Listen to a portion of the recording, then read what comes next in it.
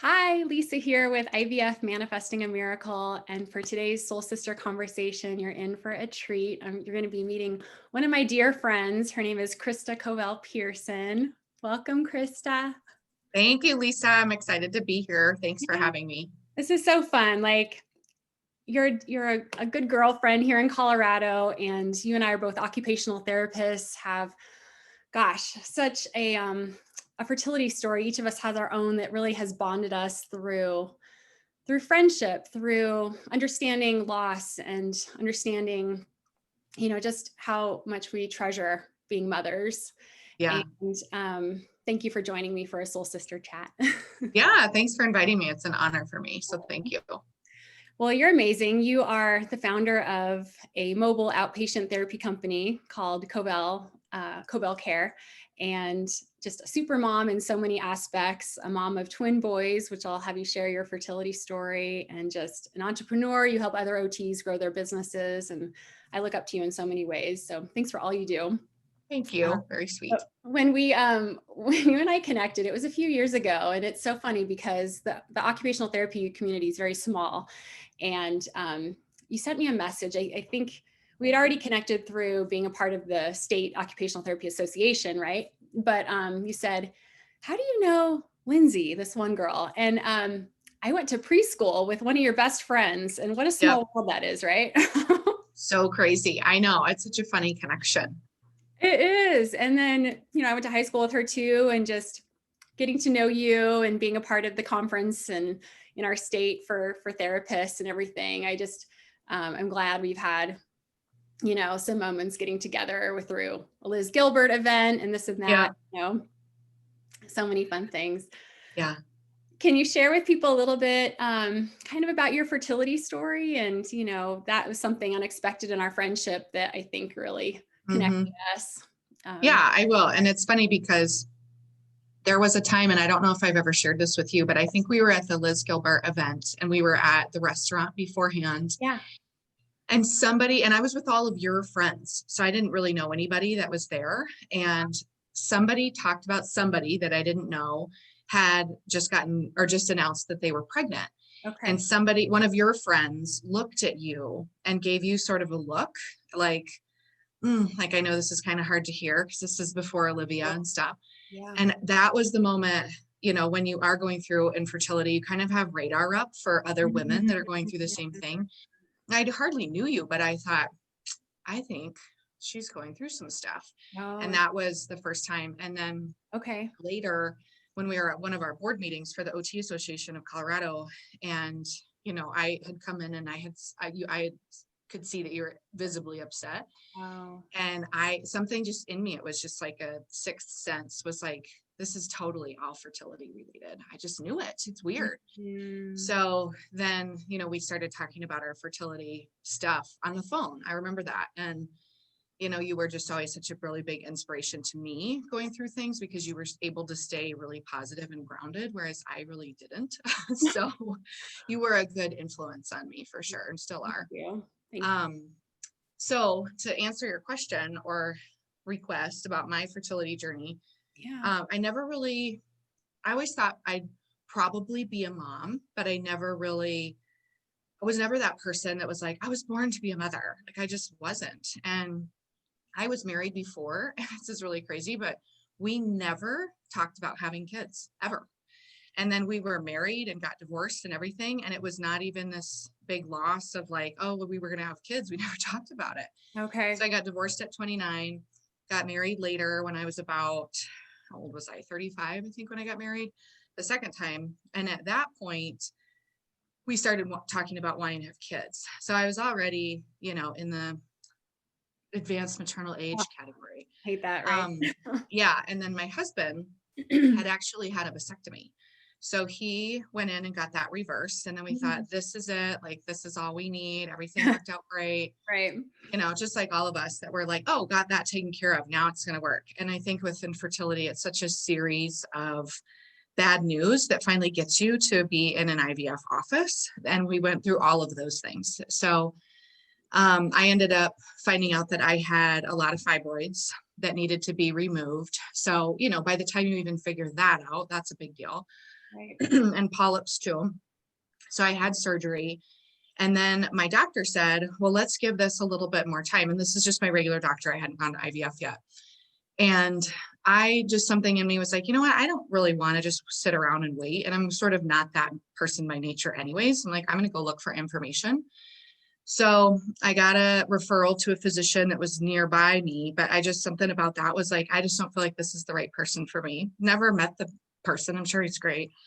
And then ended up going to the Colorado Center for Reproductive Medicine in Colorado, obviously, and met Dr. Barton, who's my infertility doctor, who I love, and just decided, you know, let's do a full workup. Everybody knows how that is once you've been through IVF, and it's extensive and long. Yeah. And she actually told me that when I had my surgery, that there were additional fibroids that hadn't been removed that should have been.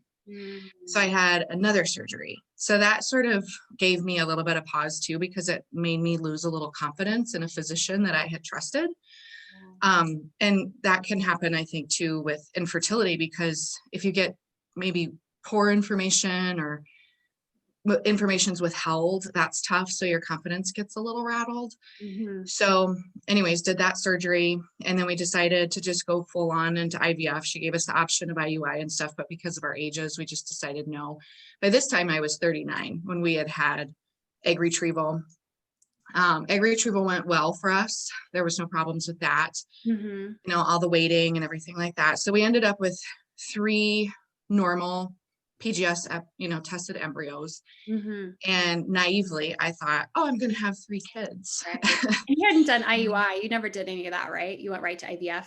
Yep, right to IVF. So don't have any experience with really anything else other than IVF. Yep. So we went through all of that and decided to I did my surgery and transfer in the same month, which was sort of crazy. Oh, wow. And we found out that we had 3 boy embryos, and that was weird too, because it's like you always think like there's a chance you're going to have a daughter and a son or whatever, and I'm like, 3 boys, okay, got used to that. And then did our first transfer, got pregnant, and then went in for our last ultrasound at the IVF clinic to graduate, which is such an exciting appointment. And when you are starting as an IVF patient in the clinic that I was in, they give you a yellow folder. And then when you graduate, they give you a purple folder. And I wanted the purple folder because I was like, that means that we're like done with this. Yeah. Yeah. And so I like that purple folder. We went in and the baby didn't have a heartbeat. And so that I never really realized that happened. And then also we had seen a heartbeat and had been told that we had less than a 5% chance of miscarriage, knowing that it was a PGS tested embryo. We had seen a heartbeat, everything was great. And then we lost that baby. So that really blew me out of the water and was a big shock to my system and just emotionally, like with anything with grief. I personally think that grief is the hardest human emotion. And by the time you get to IVF, you've already grieved your, you know, oh, I'm just going to get pregnant. It's going to be so great. And we'll decorate a nursery. Like that's over, you know, you're already a little shot down. And so we thought we had made it and we're going to have a baby and didn't. So that was really tough. So my husband and I and my parents, actually, we took a 3-week-long trip to Europe and then came back and did another transfer.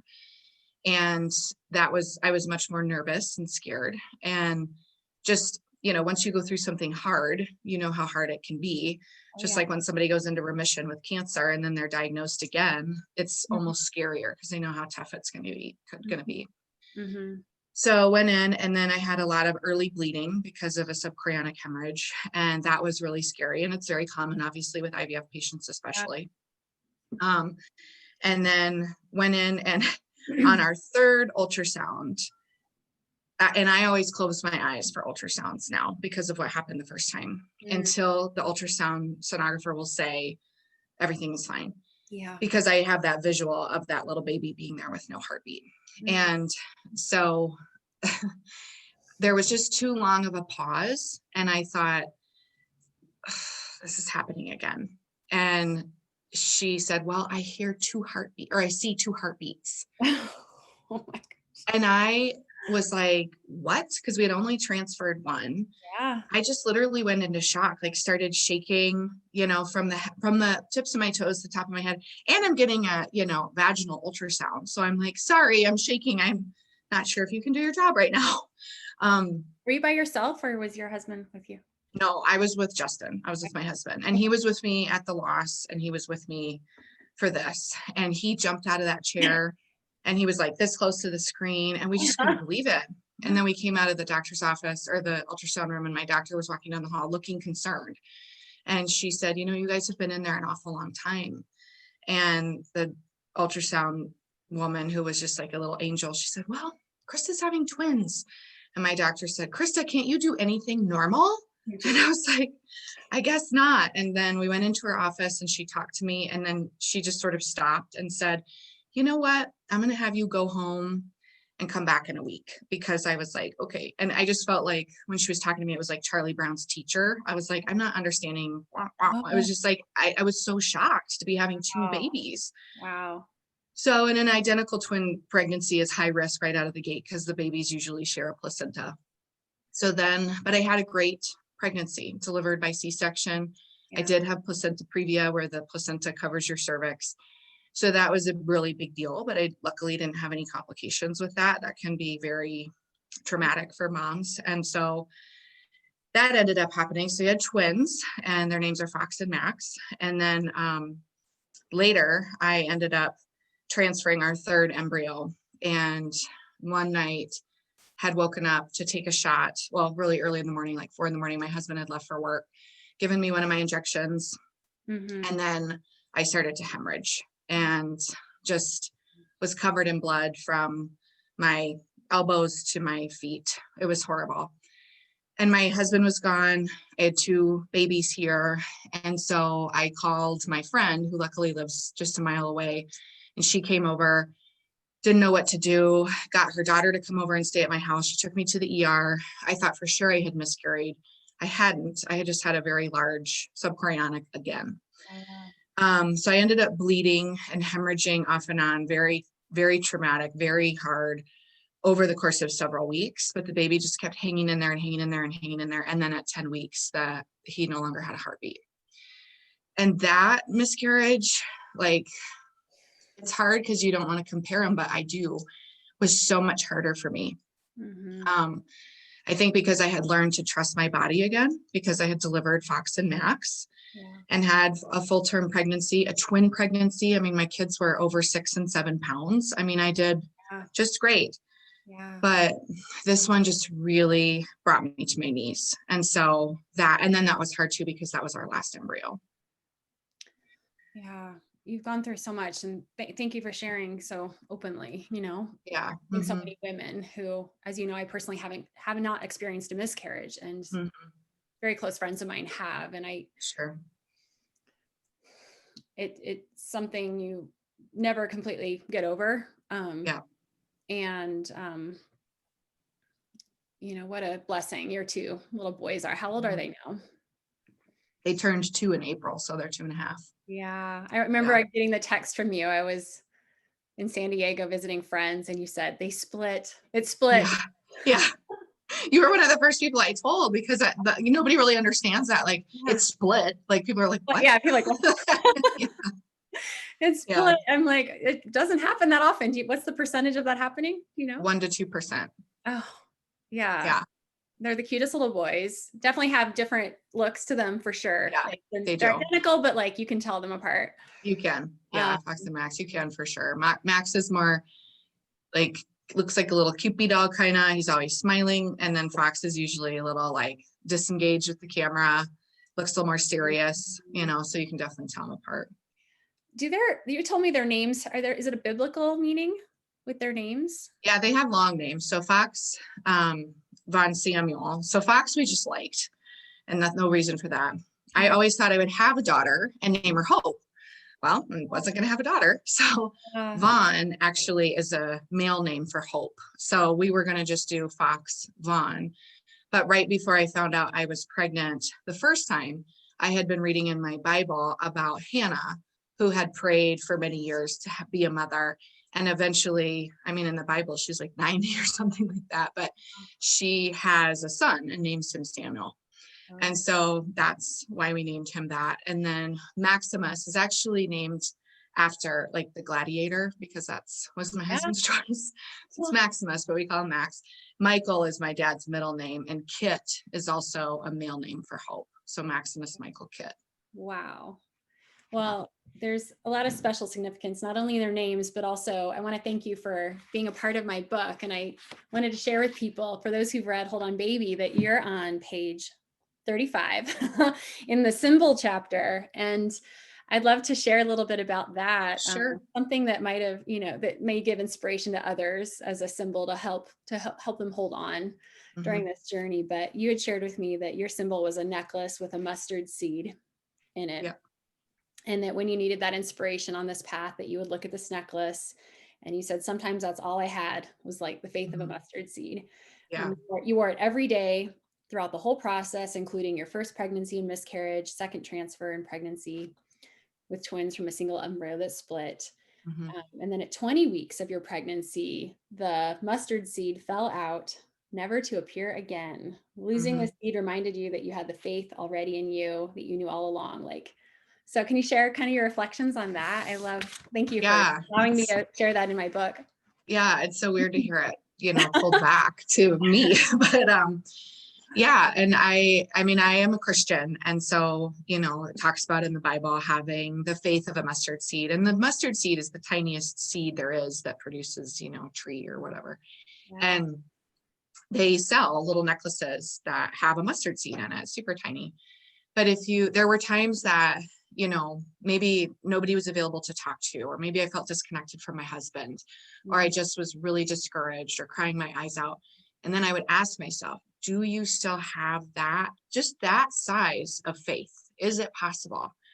And the answer was always yes. So I always knew I could keep going if I just could hang on to that. And it gave me, it was like all I could hold on to, literally. And there were many times I would just rub it because that was it. And then I could just say, well, I have that, and that's all I've got. Like, there's that tiny little glimmer of hope and possibility. And I knew the odds were against us, just like everybody that goes through infertility, the odds are against us. That's tough.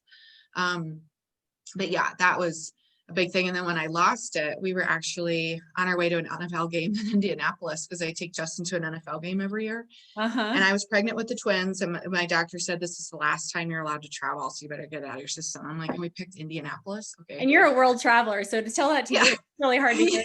Yeah. You can't travel. So we were in the security line, literally like putting our stuff on the thing, and I was rubbing it, and it popped out.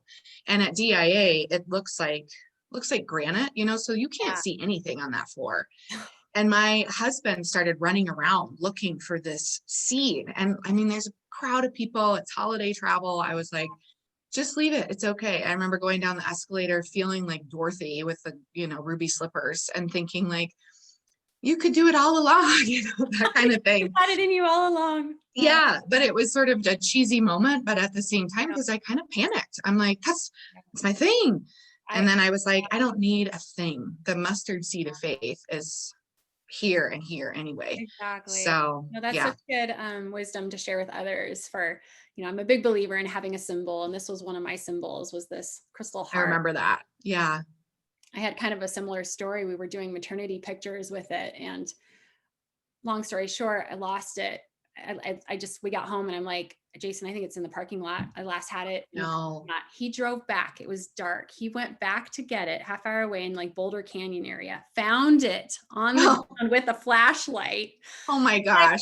But I had kind of surrendered, like, it's meant to leave me. Someone's going to get it. It's meant to go to someone. They need it. Yeah. I held on to this thing for so long. He found it. And so I'm really grateful I do have it. That's awesome. Yeah. Good man. Go get it for his little wife. And then he said he saw a bear or something. Like, he's like, literally, I'm like, oh my gosh. Is the end of that story. Oh my gosh.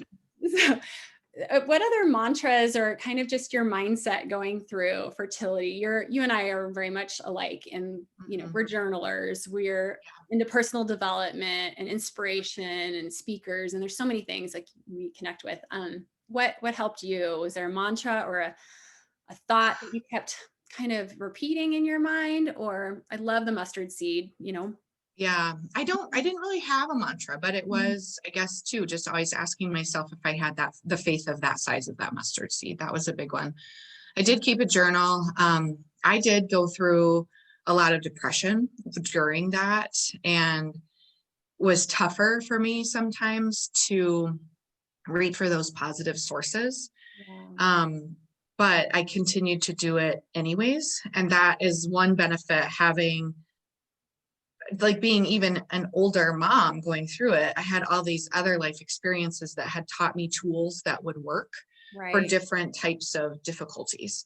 And no matter what the difficulty is, I knew that journaling, reading, self-care, quiet time, crying, whatever it was, is good for me. Yeah. So I would do those things even though I was like hating the experience. And I was just like, well, I know that this is what I need to do this because I just need to. It's just like getting up and taking a shower. You need to do this. So a lot of journaling, and then just time by myself. And then my best friend had gone through IVF 10 years before, which was really interesting because she went through IVF while I was going through a divorce. And so I wasn't as connected to what she was going through. And then I told her later, I said, I'm so sorry that I wasn't aware like how hard this was. Yeah. And she, validated that it's just, if you don't know, you don't know. Yeah. So, but she was a big support to me too, and just kept me really grounded and said, you have a long road ahead of you, and that's just the way that it is, but you can do it. She just kept saying that you can do it. You can do it. It's gonna suck, but you can do it. Were you a part of any, I'm trying to remember if I connected you to the support group that I had been in New York. Yeah, you did.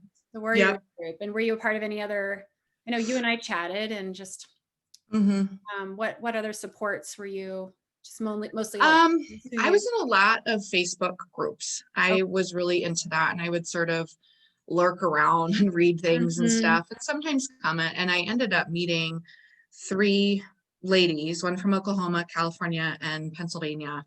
And we still talk to this day, and they all have their kids now. And all of our kids are within a year of each other. Oh. So that is a very special thing. And there's just the 4 of us, and we still chat. That's awesome. Then I met a girl through Instagram who lives in England, and she had transferred the same day that I did. And so we developed a friendship, and we still talk too. So I do think that those online places, spaces, I guess I should say, were really a lifeline for me, because I oftentimes felt really misunderstood. A lot of my friends' kids had been, grown and raised. And that was different. Nobody in my family really understood. I didn't always feel understood by my husband, but I knew I could talk to the ladies in those groups. And that really became a big piece of sanity for me. Oh, for sure. I'm a huge believer in finding your tribe, have a sister to support you for this really up and down journey. Looking back, can you think of any things that you wish someone had prepared you for going through this ride? Or yeah, I wish my doctor would have talked to me about the possibility of miscarriage. It was never discussed. So that first time I felt like I was really surprised. And that was just me being really naive. But nobody talked to me about that. And so I didn't understand it. And I wish somebody had. And I think it would have taken a medical professional to talk to me about it, because everything else I could be like, well, that person didn't have this, or that person doesn't understand, they didn't go through IVF, they didn't have a PGS embryo, blah, blah, blah, blah, blah. So that would have been very helpful. And then I believe that everybody that goes through IVF should put themselves in some counseling. I ended up doing counseling after the fact and after my boys were born. But by that time, I'd gone through so much trauma, and then having twins is very traumatic. And they were, Max was on oxygen for 2 months. He was in the NICU. It was really tough. And by the time I ended up in her office, it was like really overdue. That's really good advice, and you're right. There's so many different little traumatic events. Going through fertility challenges is one of them. And you and I both Yeah. had United placenta accreta. Yes. I had a complicated kind of birth after birth, which I'll share more at some point, I think. But Yeah. Things that we don't always talk about that. Right. And when you've gone through fertility struggles, like we do understand, like no one really else does.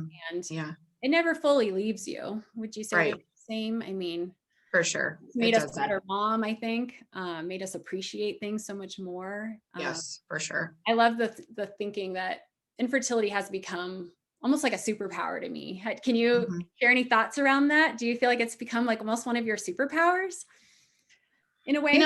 I don't think it's a superpower for me, but what I think it did is allowed me access into places of myself that I didn't ever know existed, which those became more of my superpower. And my faith is stronger. Yeah. My patience with my boys is way higher than it would have been.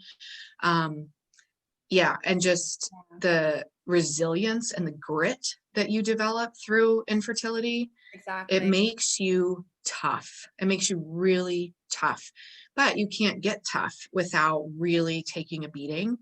And my heart goes out to every woman that ever is told anything about becoming a mother and that there's a problem, because every single piece of it is hard, whether you're, need to get to the point where you need an egg donor, or you're going to do an adoption, or whatever you're going to do, or not be a mother. That too, I've met some women along the way that have decided, I'm done with this. Yeah. And I had sort of gotten to that position too, even before the twins were born. And I remember doing this like big collage. We had gone to Barbados at one point. I took all the pictures of Barbados and made this big collage, and it's hanging in our kitchen because it was one of our favorite trips. And I thought, I am going to have a big, beautiful life with or without children. Yeah. And I redid my bucket list because I thought if I have kids, they can come along. But if I don't, I'm not going to hang the rest of my life existence or value on being a mother.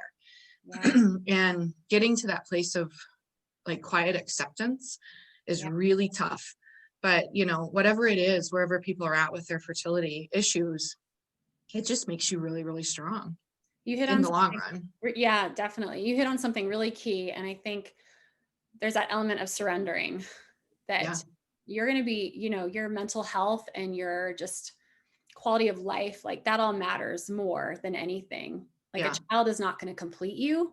Right. Like all of those thoughts, like I think a lot of women put so much pressure on themselves that a child's going to fill every part of their life full of happiness. And I just think there's an element, there's such a balance of the holding on to yourself and letting go of how this is all going to work out, like surrendering that if it's meant to be, it will be. I know people sometimes maybe get irritated by that saying, but like, it's just ease into this and just step into the place of possibility.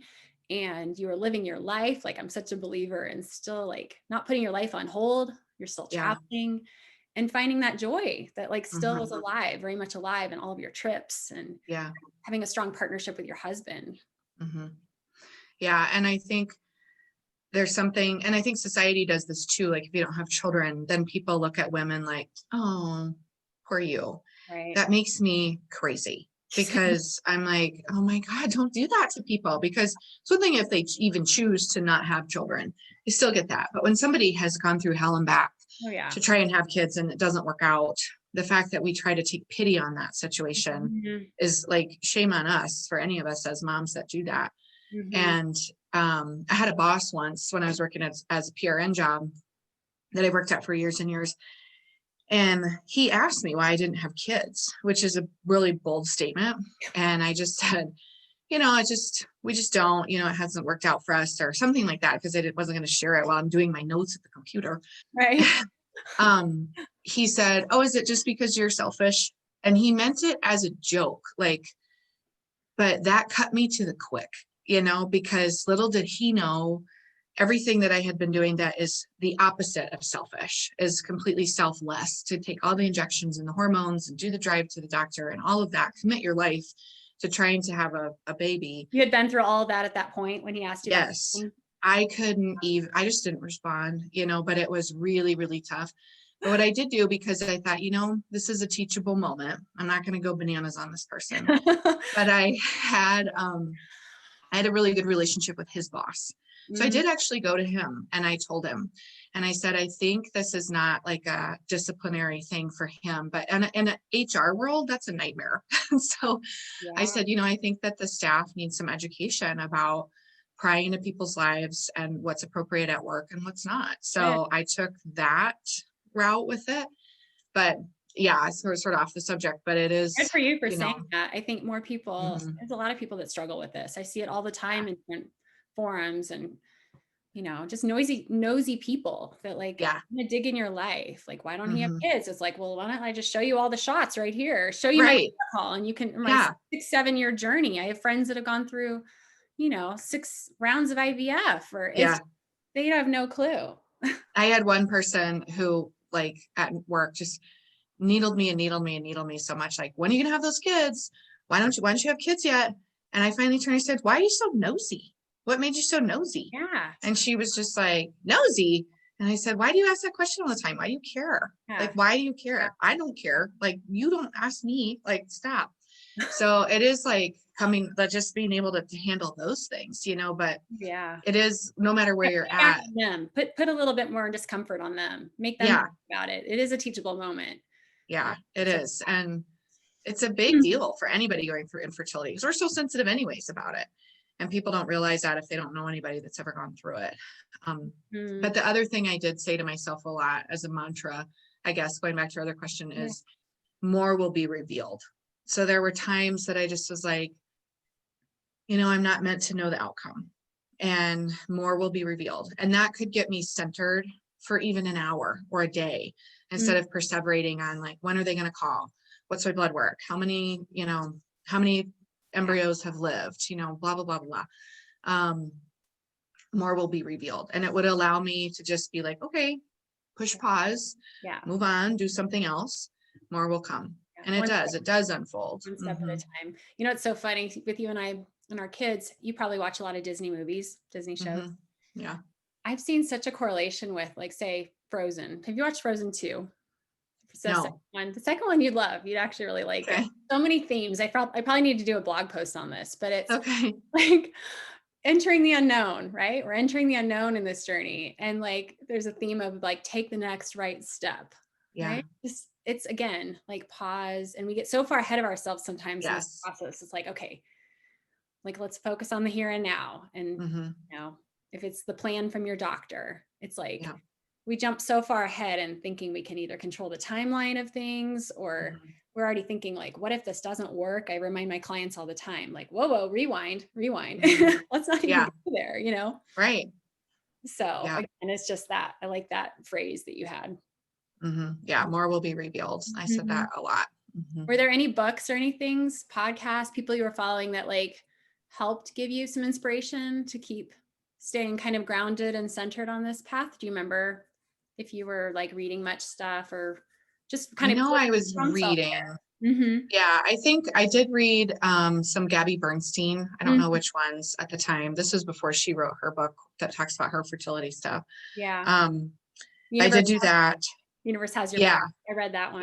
Yeah. I think that was it, actually. But yeah, a lot of those types of books were helpful. There is a book, and I think it's called, I'm not going to remember now, but it's about a woman that goes through infertility, and she ends up in the end having twin girls. And I read that on an airplane trip. I never read a book so fast in my life, because like your book, there isn't a lot out there about it. There's, like, I did read It Starts with the Egg, but that's, like, different. It's about health and what you can do and, eat and be exposed to and all that kind of stuff. But as far as the headspace and hope, there's not a ton of really great books out there for that. But I needed that. So I did buy some of those books and did read those. No, you're so right. I mean, that mindset support is everything. Just, Mm. I didn't see it either. That's part of why I wrote my book. I'm like, Yeah. just others through this, share my personal story. Hopefully that it Right. can help guide others on this really challenging roller coaster, right? So Yeah. life now as a mom of twin boys, like how are you okay, so the COVID pandemic, Right. There's a global pandemic. running a business Mm-hmm. for occupation, you serve occupational therapists, physical therapy, you provide all these services for geriatrics to pediatrics, the Mm-hmm. whole age spectrum. You're here in Northern Colorado, and I know you serve multiple cities and locations, and then, Mm-hmm. just the entrepreneur life and Mm-hmm. mom life. Like, how's that going? Where are you at? It's good. It's Yeah. full. It's Mhm. hard. It's challenging. It's rewarding. It's Yeah. exhausting at times. Um, but it's good, and I think because we're all healthy, and I know a lot of people feel this way through COVID, it has brought us all a little closer to home, obviously, and Yeah. really made us really focus on what really, really matters. And then also the things that we really, really miss, and I Mhm. miss a lot of my friends. I miss traveling. I miss a lot of stuff, Yeah. like all of us, but to just be ready for when COVID's over. But in the meantime, not to just let it go by and watch just Netflix the whole time, Yeah. not that you can do that when you have little toddlers, but Right. it's just not to I look at it too. It's like, it also can be looked at as a different type of adventure. Yeah. Never in a million years would I have been forced. I would never have had the self-discipline to force myself to be detached socially from travel, from, all these different things. It's really, so I try to look at that as Mhm. what can, again, like as a positive thing, because it's a perspective piece. It is. I don't always have that. But it's good. It's really good. And I'm thankful that I have a backyard, just Yeah. that I can take my boys out there and feel safe, whereas if I lived in a high rise or something, that would be much different.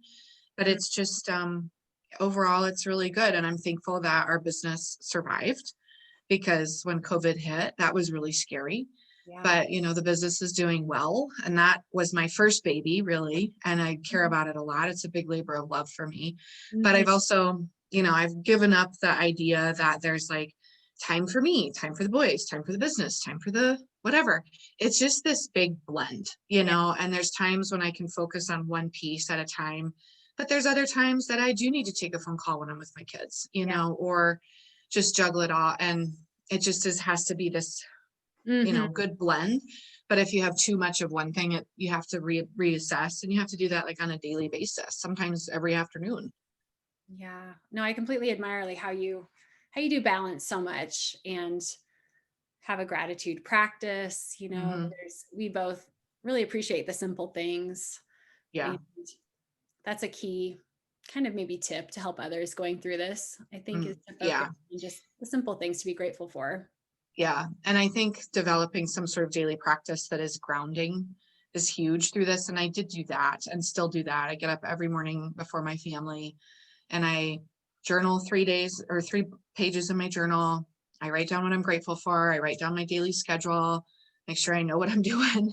And Yeah. then What time usually do you I'm doing wake up in the some, morning? What's your wake up time usually? mm, kind of depends, but right now, like around 6 usually. Mhm. And it used to be earlier before COVID, but then just I have these like rituals that I do. Yeah. I'm Yeah. usually doing some sort of devotional. Right now Mhm. I'm doing this 90-day devotional, just really looking at Jesus's life, which I've learned a lot from. And it's just sort of interesting about the history, and then asks me questions that I can kind of reflect on. And it's helpful for a mindset too during really difficult times like now. Yeah. But yeah, and then by the time my kids get up, I'm already, and I usually will work out before they're up. So then I'm usually like, feel like I've had Yeah. my part of my day, Right. and I can do the rest. Fill And your cup up full so you can I love yeah, Lisa Nichols, and I write about this in the book. She talks about how you serve from the overflow. You fill totally. yourself up so much, you're nurtured and full and whole, so you can give as a Yeah. mom, as a boss, as a, business owner. And how many years have you been in business? Like 14, 14 years. 14. Yeah. I look up to you. Oh my gosh, as a fellow, as an entrepreneur and Yeah. running a successful business for sure. Yeah. It's a lot like infertility. I mean, it's a long run, but you just do the next right thing and the next right thing and the next right thing. Cause you can get ahead of yourself and be like, oh my God, I need to do this and do that. Right. Just keep doing the next right thing. Oh my gosh. Well, you're a gem. I'm so grateful for our friendship and yes, me too. forward to And I have seeing something else to tell you fun. what? I'm 20 weeks pregnant. What? I am. Oh my gosh. I'm gonna cry. Yeah. What? I know. I wasn't sure if I was going to tell you on here or not, Oh my but I God. was like, I got to capture a reaction. Wow. 20 weeks? Yeah. Whoa. Girl. Naturally. I know. Naturally. Again, I just hear my doctor, can you do anything normal? Like, oh it's my like, God, Krista. yeah. Are we Yeah. the same age? 43. How old are you? Yes. Yes. Oh my I'm God. 43, That's pregnant naturally incredible. after IVF, after my husband had a I'm vasectomy gonna cry. reversal. Yeah. It's amazing. So happy for you. That's amazing. Thank you. Yeah. It was a big shock. Are Big you gonna find shock. out the sex of the child? It's another boy. So just, Oh my God. Have you revealed this to anybody? Have you revealed this out my there? friends know, but not like social media Oh or my anything. God. Well, But yeah, am I I didn't allowed tell to share anybody this though. video out? Am I allowed to share this out on? When are you going to share it? We'll talk. I don't know. I won't share it Okay. with your permission. Um, I'm so excited for you. yeah, it's sort of interesting now too, because when I told you in the beginning, like we knew we had 3 male embryos, you know, so I thought I was gonna have 3 boys. And now look, like I lost 2 of those embryos. One of my embryos split. Now I got pregnant naturally, which was the biggest shock of my life. And I'm gonna end up with my 3 boys after all. Oh my gosh. Yeah. Chills. Like chills. Right. Yeah. Wow. So Thank you for, oh my gosh. yeah. Amazing. Yeah. So it's just, again, you know, you just never know. Giving hope. Oh my God. Ugh. Yeah. You just Giving never hope know what's going to happen. Mm-hmm. You are. And just living in that possibility, you know, Yeah. live in possibility, live in hope. You're living your life. You're just, that's so amazing. Yeah. Congratulations. Wow. Yeah. Well, for people that want to connect with you on social media, how can they find you? Do you want to share your? Yeah, you can just look me up at Krista Covell-Pierson. I'm on Facebook, Instagram. If you want to learn about the business, that's Covell Care and Rehabilitation. We have a website, just covellcare.com. Yep. And you can connect with me there. I'm pretty active on social media. So send me a message, or anybody that does want to talk about fertility or where they're at, I'm happy to do that too. So thank you for sharing. Yeah. What a way to end. I've never had a I hesitated. I was like, maybe I'll tell her before we start. Gosh, I'm so glad you told me out. Oh my gosh. Yeah, but thank you for having me and sharing everybody's stories and bringing all these really wonderful people together so that we can help each other. Thank you. It's an honor to have you for sure. And for others who are on this path, you're on this, you know, roller coaster ride, I'm here for you. And just know that there's so much support and resources. My book, Hold On Baby, which Krista's a part of, is on Amazon. And I can be reached at ivfmanifestingamiracle.com. Thanks, Krista. Thanks, Lisa. I love you. Love you too. Bye. Bye.